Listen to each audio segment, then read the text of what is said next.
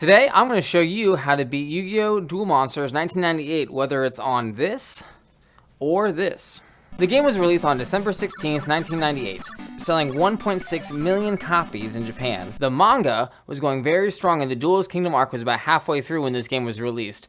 So popular, in fact, V-Jump offered a contest where readers could enter their own cards for a chance to get made into an actual monster for the game. 8 of which end up being actual cards in the game. Those cards are Larvas, Hard Armor, Claw Reacher, Dark Shade, Genin, Turtle Tiger, Doron, and Twin Long Rods number 1. You might recognize some of those cards if you've played any of these old Yu-Gi-Oh games already. In total, the game included 365 cards, however only 350 were available through normal gameplay. There was an in-person tournament in Japan where they offered the top 4 of the tournament where they could get the cards from the tournament, and they're unique cards, they couldn't get them anywhere else. Nowadays, we can just enter in the cheats on the actual early days collection if you want to get them that way. Otherwise, they're not obtainable, the ones from the tournament, with cards like Millennium Shield, Zera the Mant, Fiend's Mirror, and Blackluster Soul. Now in the main menu, there's only a few options. There's Campaign, Versus, Trade, and Records. Campaign is the main story of the game. Versus is going to be how you duel against other people. Trade is how you trade against other people. And Records is going to show your wins and losses against everybody in the game. Your starting deck is random. 33 monsters are chosen at random from a pool of 100. So you could restart the game over and over again if you'd like to try to get the best cards you can. Now 7 of those cards in your deck are going to be spells, and those spells are always the same. Raigeki, Munian Curry, Red Medicine, 2 copies of Sparks, Hinotama, and Dark Piercing Light. Now earning cards in this game is very easy. All you have to do is win a duel and you get a card from the opponent's card pool. Each opponent has a different pool of cards that you can win after defeating them, with each card having a different % chance to drop. For example, one card might drop at a 4.72% chance, while another card might only drop at a 0.1% chance. The better cards have a lower chance of dropping normally. Now, every 10 wins against an opponent, you get a special card. It's always the same card against the opponent. So for 10 wins, you get one card, then 20 wins, it's a different card, 30 and 40, all the way up to 100 wins, where at the 100th win, you get a unique card only available by defeating that opponent. Except for Mako, who gives you Raigeki, a card you get in your starting deck. Now, that same mechanic extends into the Versus mode, where if you beat a opponent with another copy of the game, 10 times you get a specific card, 20 times you get another, all the way up to 200 wins. Now some of these cards can only be obtained through that method, making them unobtainable through normal gameplay. Those cards are Flame Swordsman at 20 wins, Baby Dragon at 50, Spellbinding Circle at 100, Ukazi at 150, and Tremendous Fire at 200. Some of the cards can be earned through passwords also, like Yaranzo, Kanan the Swordmis, Stuffed Animal, Megasonic Eye, Seiyaryu, 3-Legged Zombie. However, I couldn't get the passwords to work on my early days collection. The way you access them on the early days collection is by hitting select in the main menu. Now, duels in this game are slightly different than the regular card game. You start off with 40 cards in your deck, and you can only play 1 card per turn from your hand. At the end of your turn, you draw a card as opposed to the beginning of your turn. Each player starts off with 8,000 life points, and every duel you do in the game, you will be going first. That's pretty awesome.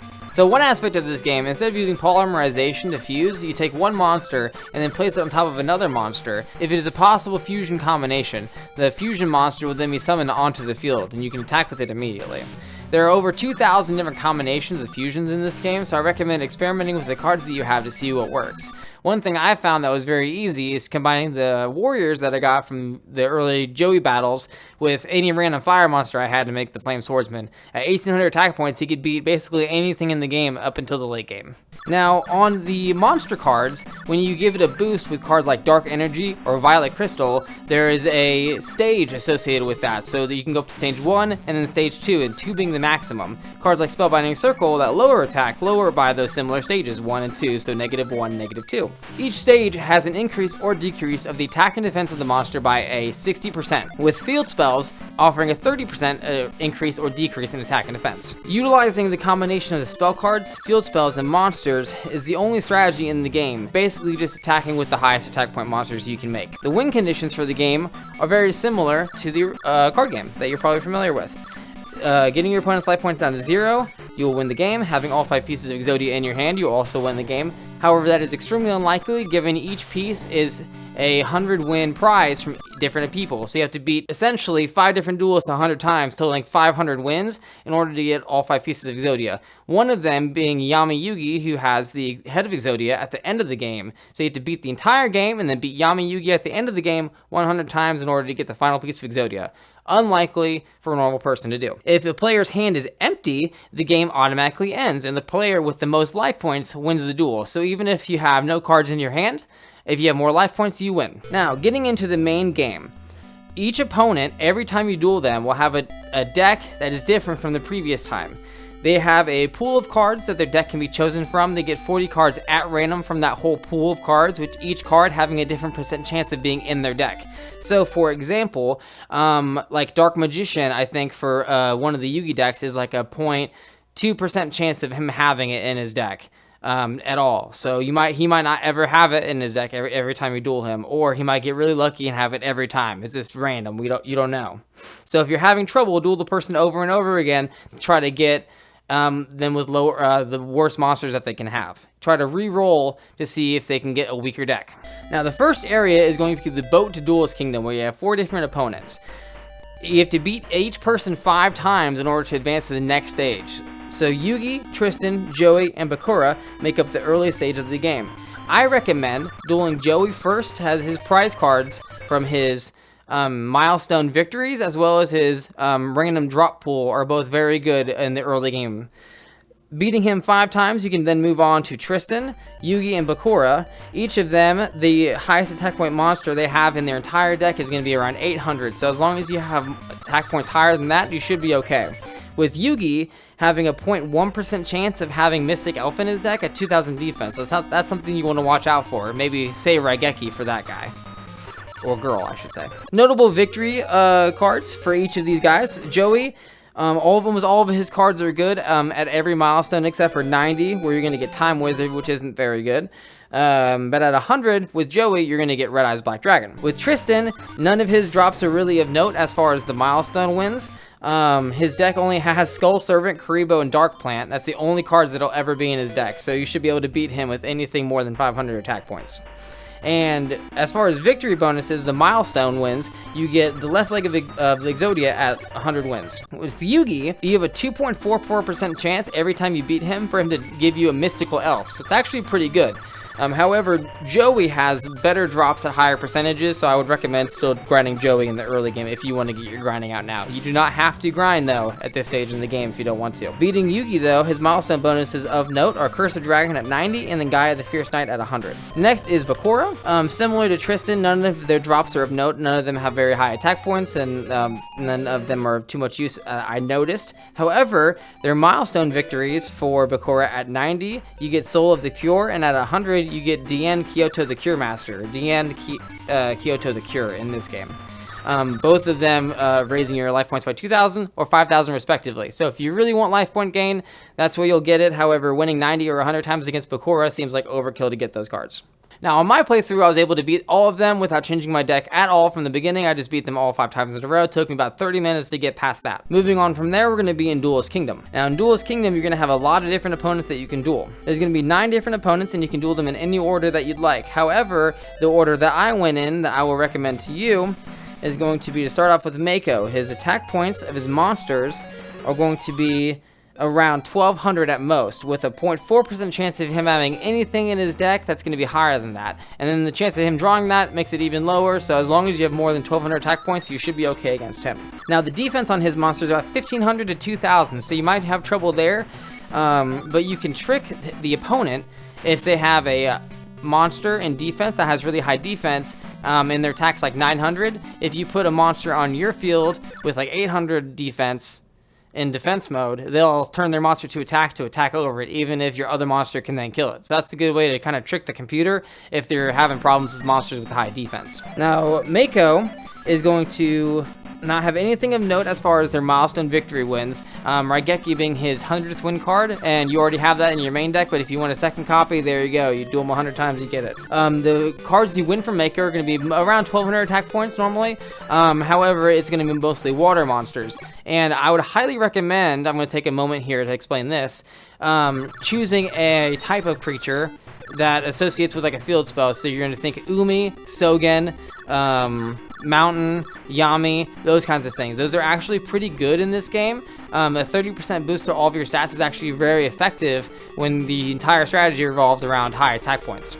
So getting a bunch of monsters with around 1,200 attack points, 1,200 to 1,500-ish, which is going to be your mid-tier drops from a lot of these opponents, with a field spell in play is actually going to increase the attack points to get you into the late game. So choosing an attribute to invest in is going to be really critical, and you can duel the opponent that you want the attribute from. So Mountain, you're going to duel Mai. Wasteland, you'll duel Rex. Yami, you'll duel Merrick. Umi, you'll duel Mako, and you'll get monsters of the respective attributes to then boost up. After Mako, I would then recommend dueling Mokuba. His monsters are actually weaker than Mako, so if you're having trouble with Mako, go ahead and go to Mokuba and duel against him. His notable victory milestone cards are Dark Hole at 10, so if you really want that, it's only 10 wins. It's pretty easy. You only have to get 5 more than is necessary at this stage. And then Right Leg at the Forbidden One at 100. His normal drops are not of note. After Mokuba, you're going to want to go ahead to the Puppeteer of Doom. His monsters are going to be around 1,200 to 1,300 attack points, and his defense is going to be around 1,500. Now, he does have a small chance to have Battle Ox in his deck, so be prepared for that. But if you have a couple monsters like 1,400 attack or more at this stage, you'll be perfectly okay. His milestone victories, nothing of note up to 100, where you win the right arm of the Forbidden One. The cards that you win from your every win, his drop pool, is going to be monsters around 1,200 attack points as well. Next, we're going to go ahead and duel Weevil. His monsters go up to about 1,500 attack points on average, so you're going to want to have to make sure you get a little bit stronger guys at this point, maybe fix your deck around here. His defense is going to be around 1,400, but sometimes he can have the Cocoon of Evolution at 2,000, so be prepared for that. His 100-win victory prize is going to be Petite Moth, and then most of his drops are actually going to be pretty decent at this stage of the game, like Goki Bore, Killer Needle, and Big Insect at 57.37%. A chance to get either one of those 3 cards. So pretty high to get any of those, so you can just duel him over and over again for good insects. Along with Forest, you can actually have a pretty good deck just by beating him like 20 or 30 times. You'd be pretty set for the rest of the game. Mai is going to be the next one after Weevil, similar, except she's using wind monsters around 12 to 1,400 attack points. Sometimes you can get like Harpy Ladies with Elegant Egotist and the Harpy Lady Sisters, in which case her attack points can get pretty high, so you want to save like your Raigekis and stuff for those cards if she has them, but she doesn't have a super high % chance of getting those, so you can just reduel her over and over again if you'd like. Now, her victory milestone cards are actually pretty noteworthy here. You get Harpy Lady at 30, Elegant Egotist at 40, Electro Whip at 60, Cyber Shield at 90, and the Harpy Lady Sisters at 100. So if you really want to build a Harpy deck or a Wind deck, dueling her a bunch of times is actually going to be pretty rewarding for you. As well as her, the regular drops from beating her, you're going to have a 3.86% chance of getting either Harpy Lady, Elegant Egotist, Electro Whip, or Cyber Shield just from beating her regularly. So beating her a bunch, you're going to have a pretty powerful Harpy deck if that's what you want to do. Panic is next. His monsters are about 1,500 attack on average, so you're going to want to increase your deck attack barrier just a little bit more for this duel, so you're going to want to go in and fix up your deck. However, his defense is going to be the problem, where it's around 1930 with Reaper of the Cards, all the way up to 2150. His milestone victory cards of note are going to be the King of Yamamakai at 100, nothing else of note really there. However, he has a 62% chance of dropping monsters from 12 to 1600 attack points that are fiends, so if you want to go with Yami as your field spell and go with a bunch of dark guys, that's going to be the one to grind. I personally grinded him and got 20 wins, and that put me over the edge to beat the rest of the game. So all you have to do is choose one of these Duelist Kingdom Duelists, duel them 20 times, and then you should be pretty set to beat the rest of the game all the way through the end. After Panic, you should go to Rex. His monsters are going to be around 1,600 attack points on average. He has a chance of getting stuff like Red Eyes Black Dragon though, so be prepared for that. His defense, however, is going to be a little bit higher at 1,700 to 2,000. So you can do that same trick as before, where you put a monster in defense that has lower defense than the monster you're trying to trick out, attack, have them attack it, and then you can kill it with another one of your guys. The victory milestone card for this of note is going to be your twin-headed King Rex at 100 wins. Common drops from him are going to be Urabi at 13.77%, and that has 1,500 attack points. So that's going to be a very good card to have in your deck. This might be a good time to mention also that you can have as many copies of a card as you want. Unlike the regular card game where you can only have 3 copies of each card, in this you could have up to 40 copies technically, since 40 is the maximum number of cards you can have in your deck. So you could have 40 Urabis if you'd like, or 40 Blue Eyes White Dragon. After Rex, I went ahead. You should go ahead and duel Bandit Keith. Now his monsters are going to be around 1600 to 1800 attack points, so we're getting up there a little bit higher. At this point, you're definitely going to want to have a field spell with some monsters that are in the right attribute for that field spell, that are going to be getting consistent boosts. I would recommend 3 to 4 copies of a field spell in your deck. His defense is also going to be up to 2,000, so be prepared for that. Notable drops are going to be Pumpkin King of Ghosts at 90 wins, and the Left Armor the Forbidden One at 100. Now this is another one that's going to be good to grind if you want machine monsters. Their attack is going to be around 1,300 to 1,600 attack points from a lot of his common drops. Next is going to be Kaiba, and Kaiba I would recommend dueling last, as his deck has Blue Eyes White Dragon in it. It is a lower percentage, but he still is going to have it pretty consistently, along with a lot of other high attack point monsters. His defense is also going to be anywhere from like 1,800 to 2,500, so you're going to want to have an actual powerful deck and have grinded up at this point. I had to grind a bunch against Panic before I could defeat Kaiba. I tried beating him and I lost twice in a row, and then that's when I decided to start doing my grinding. Now his victory milestone cards of note are going to be Battle Ox at 70, Judge Man at 80, and then Blue Eyes White Dragon at 100. His drops, though, from regular wins are actually going to be very good at 45.61% chance to drop a monster with greater than or equal to 1,500 attack points. So if you haven't already grinded up a bunch and you're able to beat Kaiba, go ahead and grind up against him before we move on to the next characters, because you're going to want to have a powerful deck for these next guys. Moving on from there, we're going to duel against Simon Moran. This is his first appearance. He's very common in these old Yu-Gi-Oh games, from Forbidden Memories and the sort. Now his monsters are going to be around 1,700 attack points, and he can have Dark Magician in his deck, however, with 2,200 defense being pretty common. So he's going to have a lot of high defense monsters. You're going to want to be able to reliably get your monsters over 2,000 attack points at this part of the game. Notable victory milestone cards are going to be Summon Skull at 90, and then Illusion the Faceless Mage at 100. Now, his drops are actually very good, at around 8% chance of getting Mystical Elf, and then around 8% chance of getting Aquamador. Those both have 2,000 defense and are very powerful. Now, if you're able to beat him 5 times, then you move on to the finals, and this is going to be your last opponent of the main game. It's going to be Pegasus. So Pegasus is going to have around 1,800 attack points as his baseline for his monsters. They can get higher than that, though. This is just a baseline for these attack powers. With 2,200 defense, with the Faceless Mage, is going to be very common. You want to be able to deal with that if you can. His 100-win victory milestone card is going to be Dragon Treasure, and then his drops are actually very good at Akihiron at 14% and Ansatsu at 11.96%. So those are going to be very high attack point monsters that you can utilize. Now, if you're able to beat Pegasus 5 times in a row, then you're going to see the credits. Wonderful, we did it! Then after that, if you get back into the game and you go over again, you'll see an arrow that points to the right of Pegasus, and that's actually going to be Yamayugi the Pharaoh. So you've unlocked him, but his deck is very, very powerful. His attack point monsters, on average, are going to be at 2,600, so we're going to be ready for this duel.